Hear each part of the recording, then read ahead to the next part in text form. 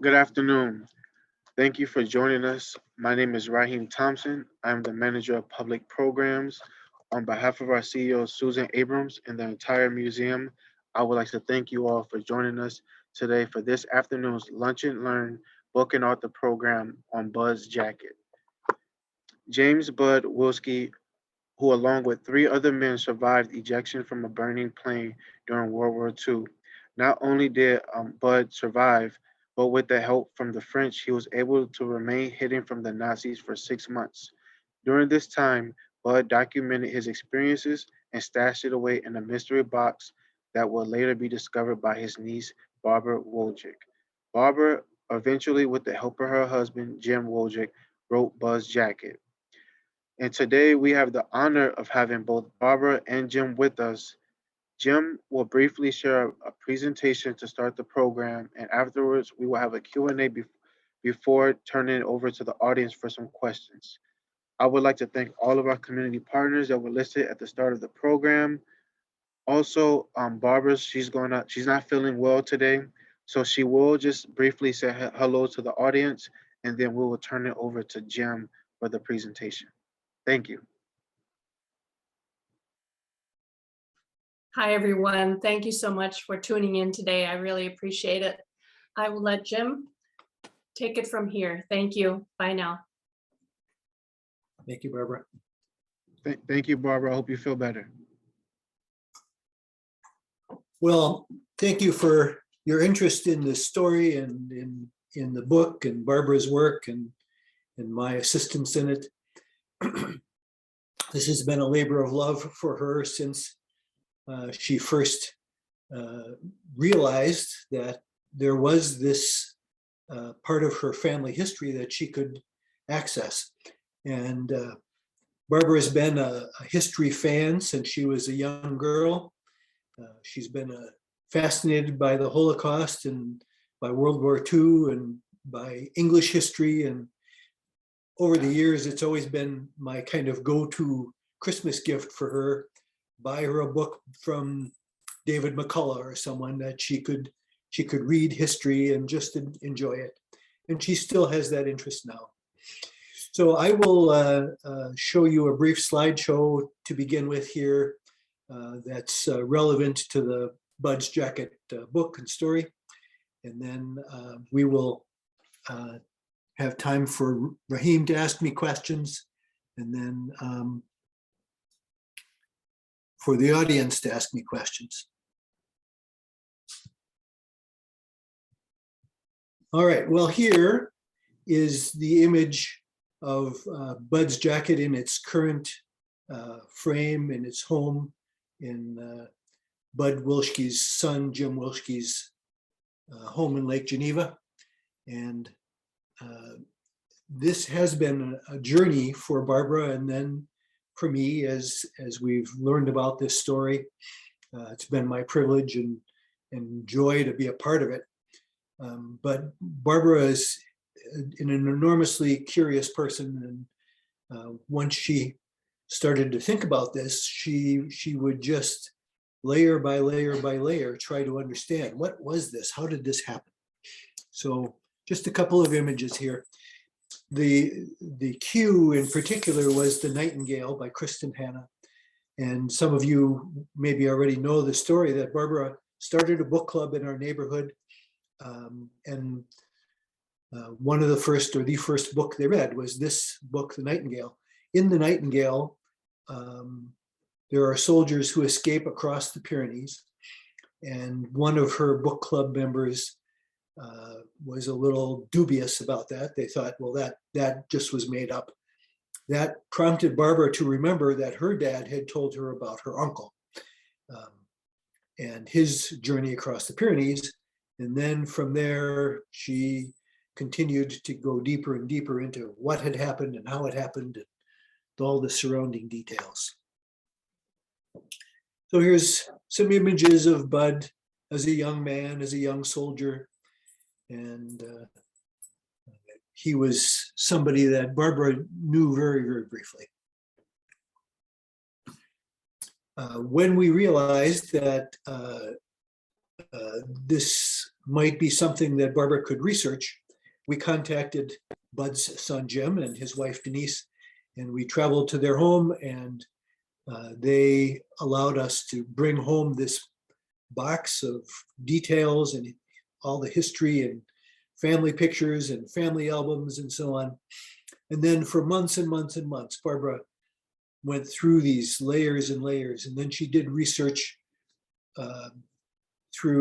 we hired researchers to go through the National Archives, did lots of internet research, did lots of genealogy and other research, and she began to build in her mind a timeline and a sense of the scope of this story. The target of Bud's plane that day was a small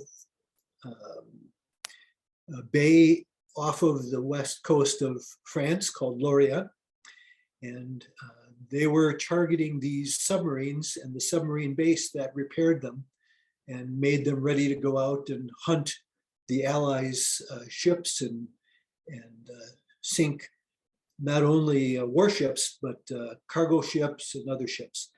So it was very important to the Allies that Lorient be interrupted. And this was just not an easy thing. The Nazis had built layer upon layer upon layer of reinforced concrete to protect these subs, and it never really was destroyed. And so in 2017, we visited that submarine base briefly as well. This is a map of the path that Bud took. It's a little bit less detailed than the actual travels that they took, but you can see they flew from England. They were shot down where the little X is there, and then they moved back and forth in that western part of France, trying to figure out how to get across the channel. And then they said, well, we can't do that anymore. We have to go across the Pyrenees.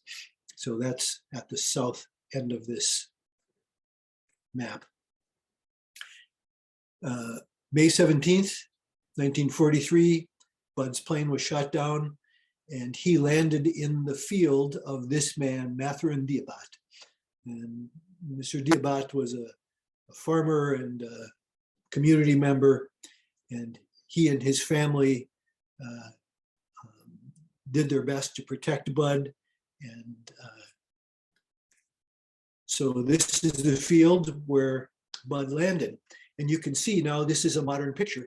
That's because when Barbara and I started to think about how to really master the details of this story, we realized that we really needed to go to France to understand this and to see if we could visit the people who were a part of it. And we did find people who were there and met Bud. Show you one of those people in a moment. And there was a fence across this field. The trees were not there. And Bud landed in this field and was knocked unconscious. Mr. Diabat found him, rescued him, tried to protect him. And so Bud's first night in France was spent in the little loft. You can see the ladder there. And so this is a picture we took when we visited the Diabat farm. It was a great place to visit. This is Alice Diabat, and Alice was a little girl when Bud landed and was taken care of by her father.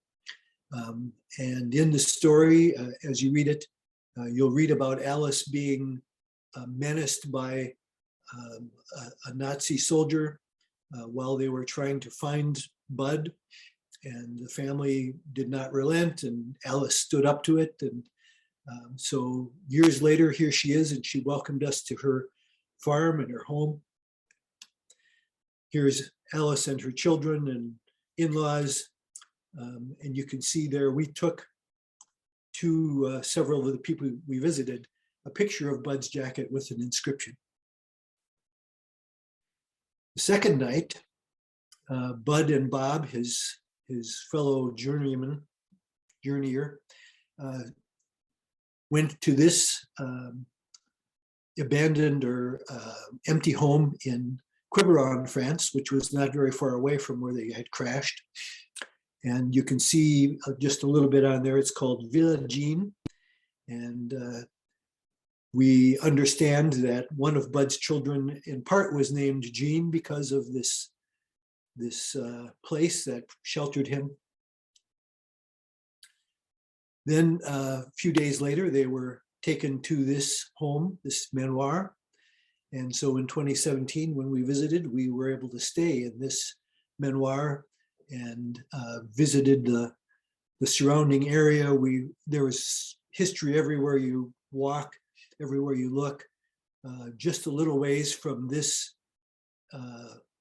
manoir was a bridge where a bunch of resistance fighters had been tricked by Nazi soldiers who had put American flags on their tanks, and then when the resistance people stood up and greeted them, they were all murdered. This kind of stuff happened continuously and everywhere around us. So it was a wonderful place to visit. And here you see Barbara. Off in a corner of the manoir was a little cubby in the ceiling and in the attic where the men were hidden. And so we were able to just go right up to it and visit that. You can see it's modernized now. A few days later, the Driano family were protecting Bud and Bob. And as you read the story, they were in the attic of this little chapel. And Antoine Driano, the son of a family that was protecting the men, would travel to this chapel, and he would give them food and talk to them and got to know them. And then as he grew up, he became a physician. And when Bud returned with Rosemary, his wife, to France in 1983, Antoine was their tour guide for much of their trip. And so just fast friends. After that memoir, they were kept in this chateau. And on the right, you see Bud and Bob and the owner of the chateau at that time, Andrea Resipon, Mademoiselle Resipon, who was a notorious Nazi hater and helped the men and many other men. She helped escapees and evaders throughout the Nazi occupation. Mademoiselle Resipon and her family were Catholic. They were able to shelter a bishop. And you see the bishop in the center of this picture, and circled are some of the people that were a part of Bud's life and story in this era. One of them was the man on the left, Roger the Mute, they called him, Marian Wilschke, who was a Polish man who escaped to France. And then Mademoiselle Resipon and Bud and Bob are circled there. In 2017, the current owner of the chateau and its grounds, Madame Resipon, took us out to where a stone altar had been built in the place of the wooden altar that the men had built. And so here's our little tour group that you can see, taking it all in and marveling at how this all came to be. A little bit later, they were sheltered by Felix Joan. And here you see Bob, Monsieur Joan, and Bud. And then in 2017, on the right, you'll see the mill as it is now. And we were able to visit the mill owner. She took us into her home. She let us walk around in the mill and just try to imagine how was it when Bud and Bob were hiding out in the top floor and fearing that they would be discovered at any moment when the Nazis were running their operations in the lower part of the mill. So we traveled further south into France and then into Spain, and we went to the prison. It's a military encampment that was turned into a prison during this era, 1943.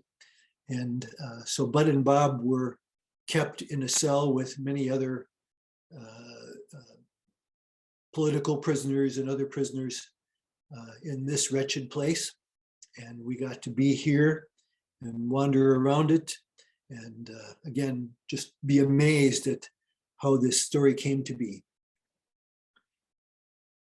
This is the son of Mathurin Diabat, Andre Diabat. And in the story, you'll read that Andre Diabat had taken over the jacket from his dad and saved it. And then when Bud traveled to France, they encountered Andre in a cemetery during a ceremony. Andre welcomed them to the farm, gave Bud his jacket. And so there's Andre and Bud on the right.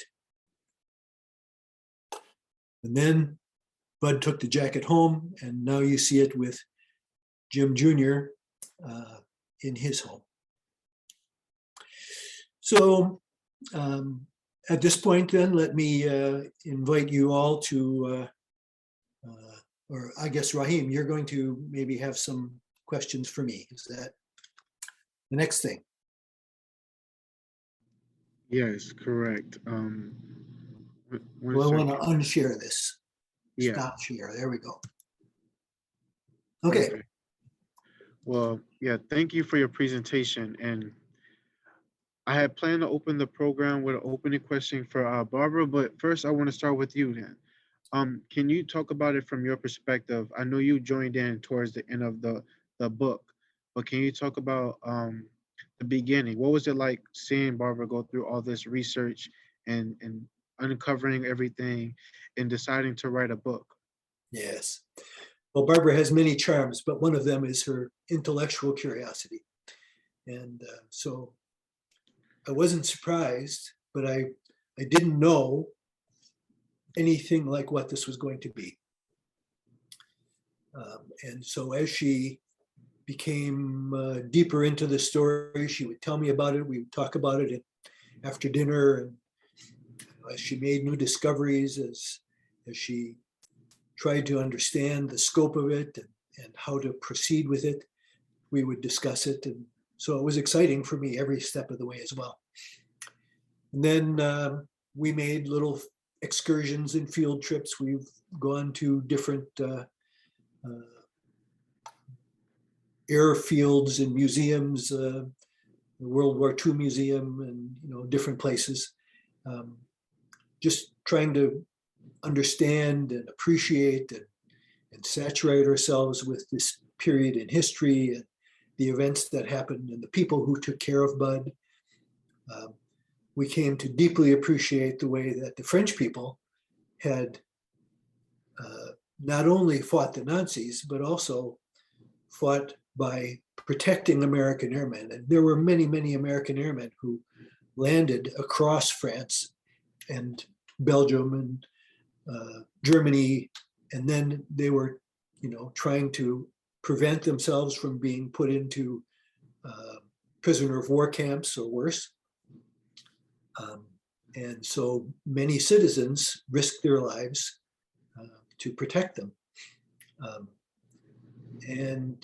So Barbara got to know some of these people, got to know their families, had correspondence with them by letter. And then when we decided that we needed to go visit these places as much as we could, she found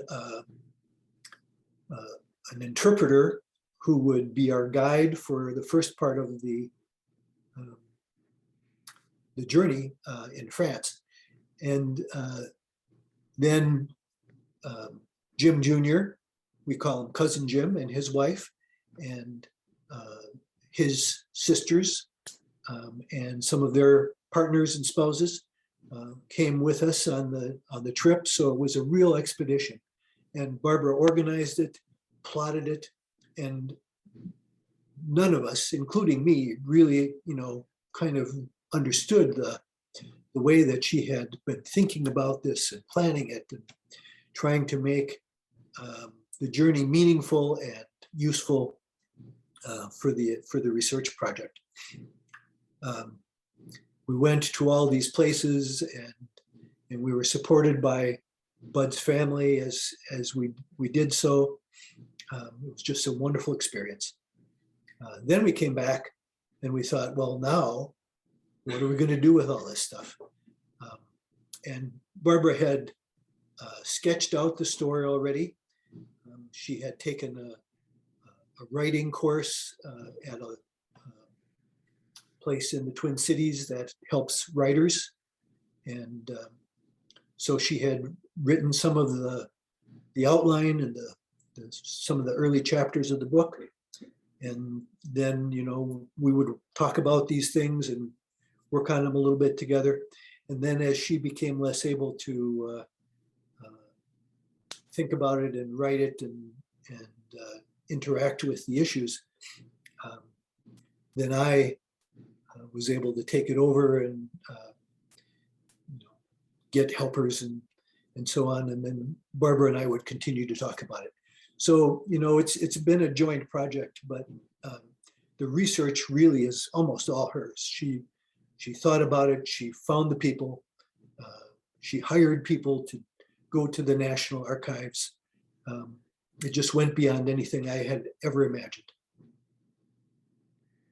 Yeah, and speaking of writing, stylistically, the book reads sort of like a fiction novel. There's a bunch of literary devices being used. How did Barbara or you all decide that writing a book would be the best medium to share this information and this story? Yes, well, it evolved as time went on. In the beginning, it was, really just a sketch of the events and the places and the people that we knew about. But the writer's workshop kind of guided Barbara to do certain things and think about it in certain ways, and really to tell the story by making it come alive, by imagining what the people experienced in those moments and what did they see and feel. So she sketched out chapter 1, for example, in the plane, and one of her writing guides said that's where the story has to begin, because that's where the drama unfolds the most vividly in the beginning. And then a little bit back and forth about historical details and imaginings of what might have happened. So yeah, the fictional part of it, we hope illuminates the experience for them. But as you read the story, it's virtually all supported by details and events, dissertations that we were able to read, lots of different things that sort of gave us the plot, so to speak, of how this happened. Yeah, and speaking of the writing style, I mentioned that because towards the end, there's a little bit of a suspense with Jem and Rosemary when she receives a letter in the mail, because Bud had been missing for several months, and she wasn't sure what had happened. She had hope in her family, and she returns home with a letter from Bud. And could you talk about that and Yes, in their relationship and everything? wonderful question. Thank you for that. I'd been writing on this for a while. I'd go down to my desk in the evenings and, try and imagine things and write stuff. And then I would share it with Barbara. And as she could, she would read it and think about it and guide me and, coach me on what she thought should happen. Late in the process, she said, this moment has not been realized. And so even though she was ill, she sat down and wrote that chapter. And I could never have imagined Rosemary the way she did.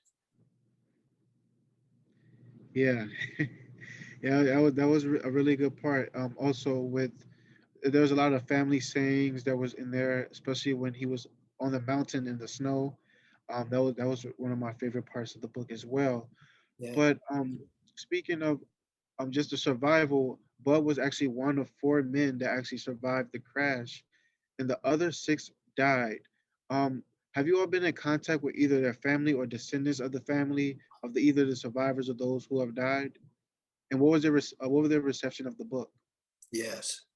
The genealogy research that Barbara did guided her to find the families of those flyers who had died. And she contacted the families of each of them as she could. And she made friends with some of them. Um, she gave them copies of the book, of course. Um, and some of the families were harder to reach, but she built a Facebook page about Bud, and then on the birthdays of each of these men, she has sent um, little notices to her Facebook community about, this is this flyer's birthday, and then she'd have little historical information about it. She also tried to communicate with the local newspapers of each of these men's communities. And some of them were not that engaged and interested, and others were. So she really did her best to bring the history of it to contemporary people as much as people would allow her to. Great. And what about friends? Friends. I know. What was the reception like after the book was published?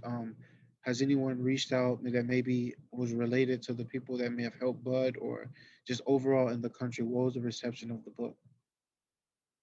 Well, the people we visited in France, of course, were very pleased to get the story. We actually did write, actually, it was the last slide. I don't think I hit the button to show the last slide, but we created a French version of it, a translation called Le Blouson de Bud, Bud's Jacket. And we really hope that in France, families who are interested will be able to read it in French and enjoy the book in France. In America, lots and lots of family friends have contacted us, as well as people that we know, who've enjoyed the story. And it's been a surprising and very gratifying part of the, being involved with this project, is that, it has resonated with people. People have enjoyed learning about Bud and reading the adventures of Bud. Yeah. And what do you think Barbara found most enjoyment during this process? What did she like working with her? What did you think she found most enjoyable as far as just from the inception of the book, the research, just learning the stories, and also for yourself? What is something you learned that you found interesting as well? Sure. Well, I think, for Barbara, the process of discovery is enormously rewarding. And she would go down what we all call rabbit holes sometimes, where she'd say, well, I'm curious about this, but this isn't going to help the story that much. So then she'd pull back out of it. But she learned many layers of detail about it. But it was jubilation when we would encounter some new little rewarding part of the story, and we'd go for a walk and talk about it and think about it. And that's what I enjoyed the most, I think, is, writing the dialogue and imagining the story with her and talking about it, and, just being a part of the Barbara team. It's wonderful. Yeah, and my last question before we turn it over to the audience, what is next for Buzz Jacket? Because it's a fascinating story, and again, like I said, it could be used in multiple mediums. What is the next plan with the story? Well, we are hoping to find a publicist in France who will take the Le Buisson de Bud book maybe a little bit broader into the community of France. Our daughter is engaged in preparing to write a screenplay for it. We would love to see it find someone who'd like to tell that story, maybe through film. It's fun to imagine those scenes brought to life in a movie. But we'll continue to promote the book in America. You know, we talk to little book clubs from time to time, and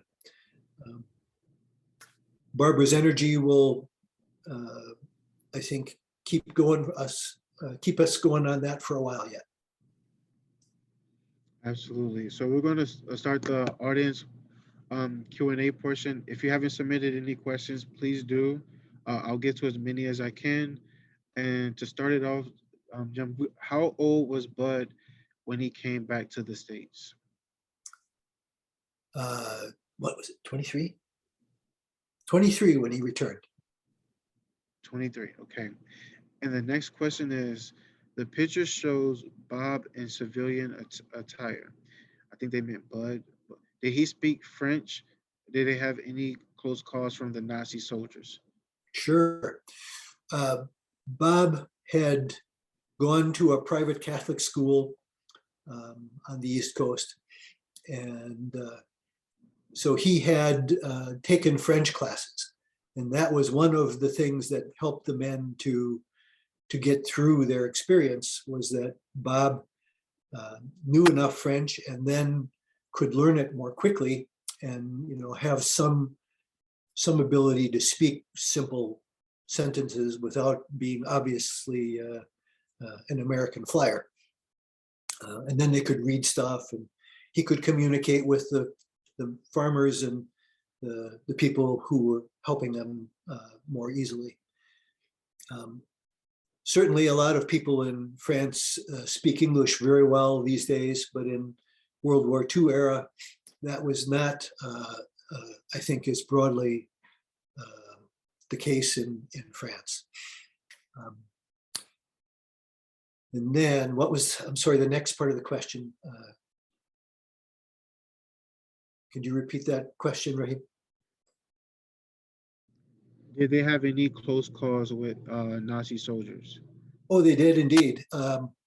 At one point, they went to a farmhouse and knocked on the door, hoping that a farmer would give them shelter. And when the farmer opened the door, they could see that there were Nazi soldiers in this little house in the kitchen. And the farmer sort of shooed them away successfully, and they hightailed it out of there and hid in the woods as quickly as they could.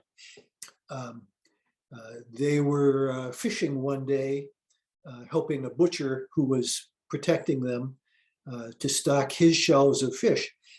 And so they were wading through a stream, catching fish for him, and a bunch of German soldiers pulled up alongside the stream and took off their clothes and started to go swimming. And so Bud and Bob had to sort of pretend that nothing was unusual and just kind of like fade away into the dark. And I think that happened numerous times, that, you know, it could have gone very differently, probably multiple times a day. And then, of course, when they did get across the Pyrenees, they were quickly captured by Spanish police and taken to the Spanish prison. And they had no idea whether they would ever get out. But they did. The Spanish prison people did communicate with the American government, and they recognized that these guys, there were 4 flyers who made it across the Pyrenees. It wasn't the same 4 that had made it out of the plane, though. I might add to the story a little bit. Bud and Bob survived the crash, And then the pilot and the co-pilot also survived the crash, but they were captured right away. And they were taken to prisoner of war camp. So then when they made it across the Pyrenees, they were helped by the assistant mayor of a little town, and they were hooked up with a group of other people who were going to make the march across the Pyrenees to escape France. And it was there that two other American soldiers who were with them in the prison camp were introduced to them. All right, next question. Where and how was Bud captured before being imprisoned? Well, I'm not sure how much historical detail we were able to get about that. Bud and Bob and all the soldiers who were escapees and then who were repatriated to the military service, as they were brought back into the military, they were interviewed multiple times. They were given a chance to write about their story. And the military was constantly trying to improve the survivability of this stuff because they knew that their flyers were going to be shot down, and as many as possible they hoped would survive that, but then they had to get out of the country. So they were always trying to refine the knowledge of how do you do this? How can you stay safe, communicate with the people in these countries and not, be caught. So that was one of the historical sort of data sets that we would write the Bud story from, was the notes that Bud and Bob had written. Unfortunately, these things don't always agree. And another thing that would happen that I think was very interesting and very useful was after the war, the US government said, if you helped our soldiers to escape and evade, we will pay you money for the work that you did. And so the residents of France would have to apply. They'd have to tell the story. They had to write out the details of this. And that's how we got to learn about, for example, Madame Sebastian and her daughter, Francine. And they were a Jewish family who protected Bud and Bob, and then were ultimately betrayed by another person who pretended to be a resistance person. And so we got to learn from Francine, I believe, how this had happened. And a lot of the people who were protecting the soldiers would write details, and then those all became part of the National Archives. And all that stuff is available to any of us who want to read about it. But Barbara hired a researcher, Sim Smiley, who would go into the archives for us and track down details and then send her the details. And then we would use those as the sort of superstructure to tell the story. All right, next. Did Bud and his comrades have any encounters with the Vichy officials? I don't think so. It was mainly farmers, just citizens. And so even though they traveled through Vichy zones, through Vichy France, the mayor of the town that helped them escape across the Pyrenees and his assistant certainly were maybe in some sense they were Vichy officials, but they were not among the Vichy people who would have embraced the Nazi control. Okay. Was Bud in a one-person fighter plane or multiple crew bomber craft when he was shot down? If not, how many men were in the plane and what happened to them? Uh, Would you repeat that once more? I couldn't quite capture the first part of it. Yes, no problem. One second. Was Bud in a one-person fighter plane or a multiple crew bomber craft when he was Ah, shot down? sure. If not, how many men were in the plane and what happened to them? Right. Good. Okay. So Bud was the bombardier of a B-17. And so he was in the nose of this big bomber airplane. And it was his job to try and drop bombs onto that submarine base.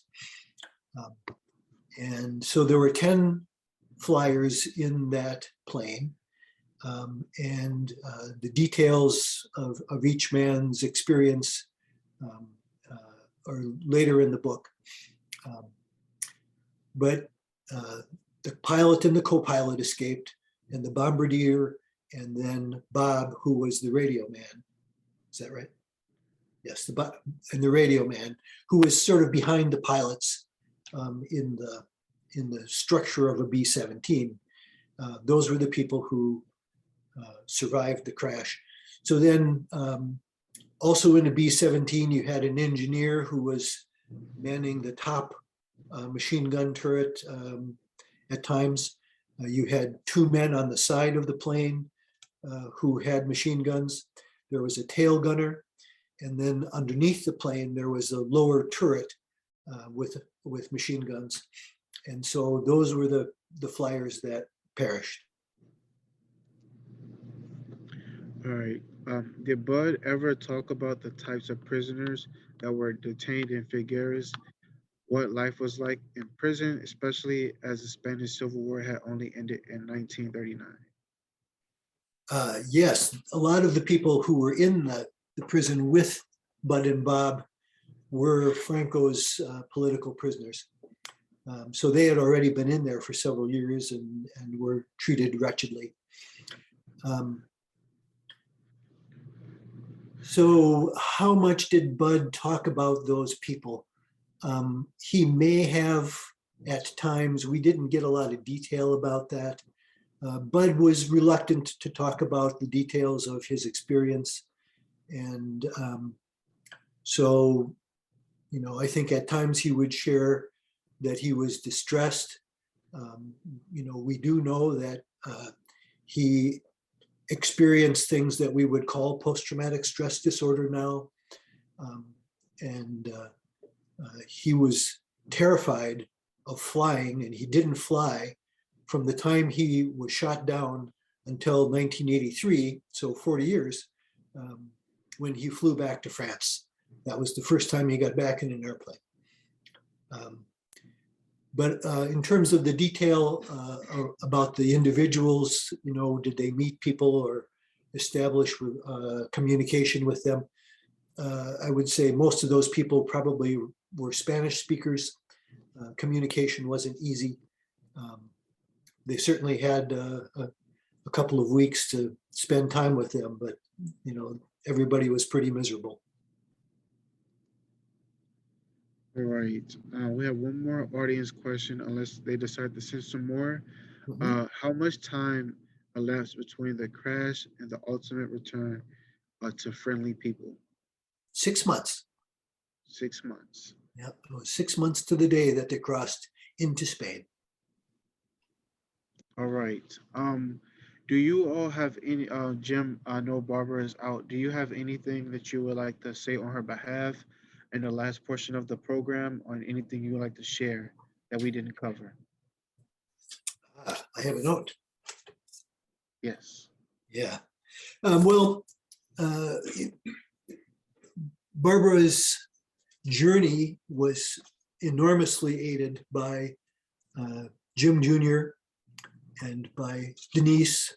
So, the Wilschke family has been our guide, our supporters, our inspiration. So we're so grateful to them for our relationship with them. All right. And, oh yes, another person Barbara said,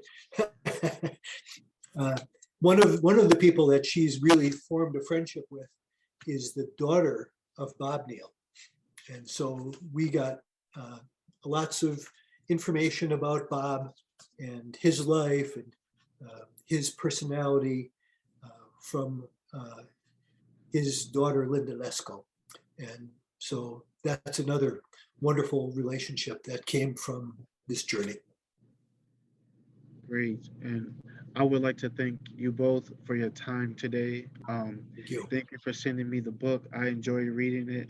I couldn't wait to talk with you about it. And I wish you both great health. I hope Linda feels better. I just want to, Barbara, yes. Barbara feels better. Sorry. I just want to thank you all. And I want Thank to you. thank our audience for attending this afternoon. And I hope to see you in the next program. But if you don't have anything else, Jim, I will close the program. Been a pleasure. Thank you very All much. right. Have a great day, everyone. And thank you again, Jim and Barbara. Thank you.